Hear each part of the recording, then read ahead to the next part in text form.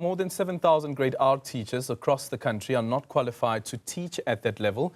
This was revealed during a meeting of the Parliamentary Committee on Basic Education. The Department of Basic Education says that currently around 25,944 qualified grade R teachers, but KwaZulu-Natal tops the list of provinces with the highest number of unqualified educators, followed by the Western Cape. For more on this, we are now joined by the Executive Director of the National Professional Teachers Organization of South Africa, NAPTOSA, Basil Manuel. Basil, a very good morning to you. Thank you so much for making time for us this morning. Your reaction to this, also considering that as part of the implementation of Bella, is that grade R would be mandatory? Good morning, Alden, and thanks for having me. First of all, as NAPTOSA, we are not surprised by the number, and I think that the country shouldn't be surprised, primarily because we must remember that grade R has been part of the informal sector for a long, long time. In fact, I'm surprised that so many people have become qualified. But the bigger issue about the 7,000 and how do we get them qualified. But certainly the number is more pleasing than it is worrying.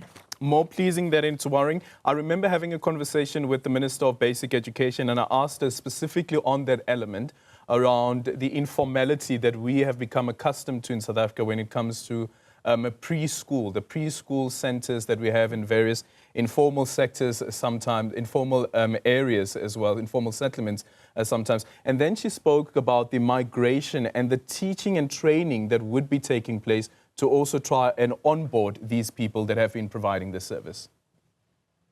And Alden, and it's not all that simple, because remember, when a sector is informal, there's no gatekeeping. And as a result, many of the folk that were teaching or running these preschool little schools had sometimes absolutely no qualification. Some of them are underqualified. And these are sometimes elderly ladies by now because they've spent the last 20, 25 years there. Their service to the country has been that they've allowed the economically active people the space to go to work whilst they took care of the children. So it is not just pitching out a group of people and saying, okay, let's bring in other people. Our first port of call is to see how do we upgrade this particular group of people? How do we assist them with upgrading? Can everybody be upgraded? What about the person who spent 30 years at this, but is now at an age where they don't want to and can't upgrade because their basic qualification is also too low? We must have a plan for that too. And more importantly, we also need to see that SACE, the South African Council of Educators, will vet these people as well, whilst we're still working on transitioning them to a qualification. Because remember, in terms of the SACE Act, you must have a minimum qualification of matric and 3 years.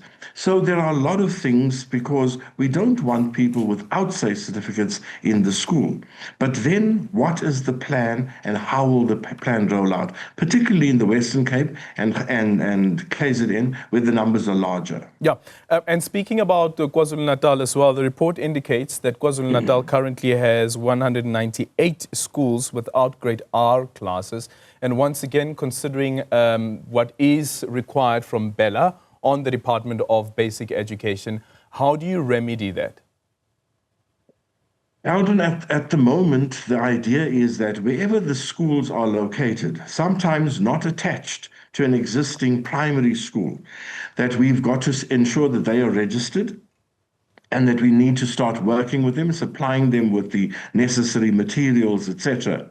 And in time, we've got to ensure that we get the grade R classes located at a primary school. Now, some schools have taken the initiative and they've tried to do something about it. But given the fact that we have overcrowding already in what we currently have, the specter of a large-scale building is just not on the horizon. I don't know if there is sufficient finances in the system to do that. But there must be a plan. We are always saying as NAPTOSA that without a plan, we are just bumbling in the dark, and there's no measurable data that we can refer to see whether we are making progress or not.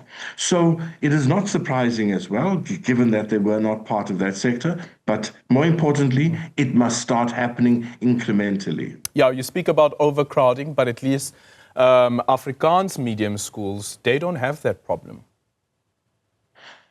And I would imagine Afrikaans medium schools other than in the Western Cape, because, of course, the overcrowding has been there and it's historical because of the pressure on certain areas.